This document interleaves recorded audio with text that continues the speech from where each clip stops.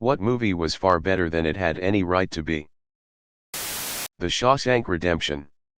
It was never really supposed to be as great as it was. The source material is a not-so-great short story by Stephen King.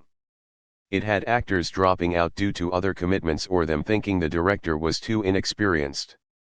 The studio and Rob Reiner tried to offer Darabont around $3 million to Reiner direct, as well as offering to finance any other film Darabont wanted to make.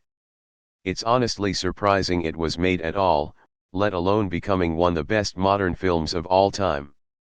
It did poorly at the box office as well. It wasn't until the movie was released on VHS and, what was seen as a risky move, sent to rental stores that it started to pick up the acclaim and audience it deserved. You forgot one thing. Funniest films of the 21st century because of a wonderful household name and the pinnacle of comedy performances. Checks notes. Patrick Warburton. This is the first movie to pop into my head and I am 100% convinced it's the only right answer. I'm in my 30s and it has been a favorite of mine since it came out. It definitely makes me laugh the hardest out of all the Disney movies. Probably my favorite Disney movie. I love that it dropped the musical numbers and embraced the slapstick. It felt more like a feature-length Looney Tunes cartoon and was better for it. How did this movie turn out so good, Kronk? Well, you got me.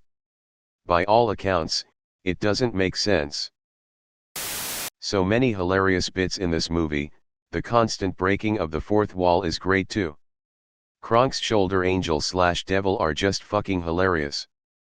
Number 2, check out what I can do. Proceeds to one-arm handstand and then entire body weight push-ups. What does that have to do with anything? Wait, he's got a point. Watched this one today because I was feeling down and needed something fun. I'm in my 30s. My idea is that they shouldn't change Splash Mountain to Princess and the Frog. It should be the Emperor's New Groove. The Poison. The Poison for Kazuko. How to Train Your Dragon. Went in thinking it would be a fun kids movie and that my friends would make fun of me for dragging them go to see it despite us all being in college at the time. Came out of the theater, all of us in awe. Now 30-something years old, we all still get excited if someone suggests to watch it. I went in with low expectations, having seen how adaptations of books about dragons had gone in the past, Aragon, and was very pleasantly surprised. Frankly, I think HTTYD is one of the only book adaptations to have done it right, albeit in a rather unusual manner.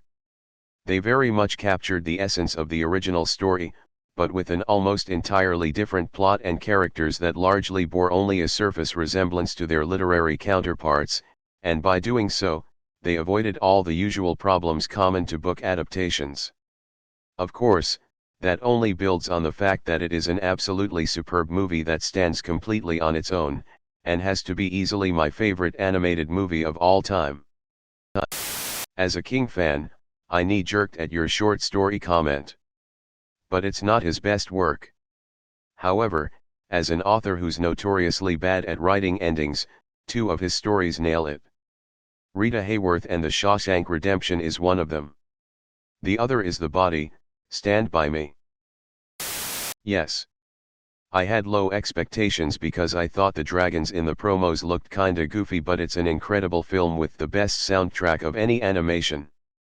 Seeing this in IMAX 3D made me weep with bliss the first time. Watching Test Drive made me feel like I was really flying. Monty Python's Quest for the Holy Grail. Bogged down by having 2 directors, not being allowed to use castles because of British law, having to basically swindle rock stars out of money to get the film budget.